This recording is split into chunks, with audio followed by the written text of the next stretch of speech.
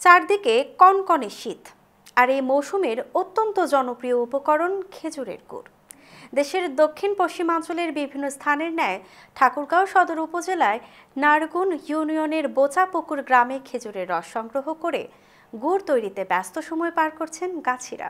ঠাকুরগাঁও থেকে আমাদের সহকর্মী জয় মহন্ত অলোকের পাঠানো তথ্য ভিডিও চিত্রে দেখুন বিস্তারিত।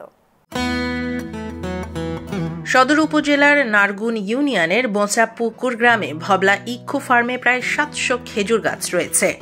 আবহমান গ্রাম বাংলার ঐতিহ্য শীতের সকালে সূর্য মিটমিট করে আলো ছড়ানোর আগেই গাছিরা বেরিয়ে পড়ছেন খেজুরের রস সংগ্রহে। এরপর সংগৃহীত রস জাল দিয়ে শুরু হয় গুড় তৈরির প্রক্রিয়া। প্রতিদিন গাছিরা খেজুর গাছ থেকে রস সংগ্রহ করে তা থেকে সুস্বাদু গুড় তৈরি করছেন। তবে গাছ ভাড়া ও দ্রব্যমূল্যের ঊর্ধ্বগতির কারণে গাছিরা কিছুটা অসুবিধায় পড়েছেন। স্বাস্থ্যসম্মত উৎপাদনের জন্য সরকারি নির্দেশনা মেনে গুড় তৈরির কাজ চলছে। প্রতিদিন ভোরবেলা গাছিরা খেজুর গাছ থেকে রস সংগ্রহের জন্য মাঠে যান। গাছের গুড়ির সঙ্গে মাটির হাঁড়ি ঝুলিয়ে দিয়ে রাত্রিকালেই রস সংগ্রহ শুরু হয়। এই রস সারা রাত ধরে গাছ থেকে পড়তে থাকে এবং তা হাঁড়িতে জমা হয়। রস সংগ্রহ শেষে শুরু হয় গুড় তৈরির কাজ।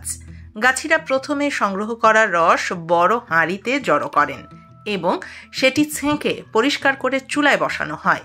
এরপর প্রায় 1 ঘন্টা ধরে রসটি জাল দেয়া হয়। রসটি ঘন হতে থাকে এবং গুড়ের আকার নিতে শুরু করে। রস গরম অবস্থায় ছোট খাঁচায় ঢেলে দেয়া হয়।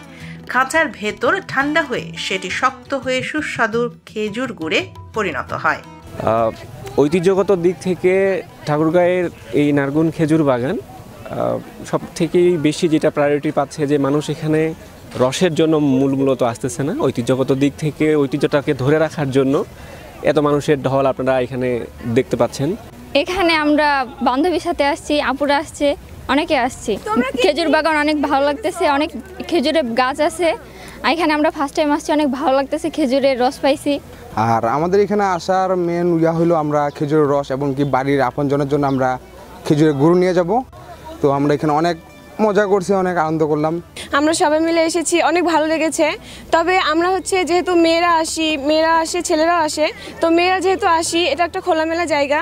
তবে আমার মনে হয় যে এখানে একটু নিরাপত্তা বাড়ানো দরকার, প্রশাসনের এই দিকটা একটু দেখা দরকার। এই খেজুর গুড়ের স্বাদ স্থানীয়ভাবে খুবই জনপ্রিয়। স্থানীয়রা বললেন, প্রথমবার খেজুর গুড় তৈরির প্রক্রিয়া দেখতে এসেছি। এখানকার গুড়ের স্বাদ অসাধারণ। পরিবার নিয়ে গুড় কিনতে এসেছেন। এখানে সরাসরি গুড় তৈরি হতে দেখে কিনতে আলাদা আনন্দ লাগে। তবে এখানে যেহেতু অনেকেই বেড়াতে আসে ভোর থেকে, সে কারণে প্রশাসনের একটু নজর দেওয়া উচিত সেখানে, এবং নিরাপত্তা দরকার। ঠাকুরগাঁও সুগার মিলস আওতাধীন আমাদের নারগুন খেজুর বাগান।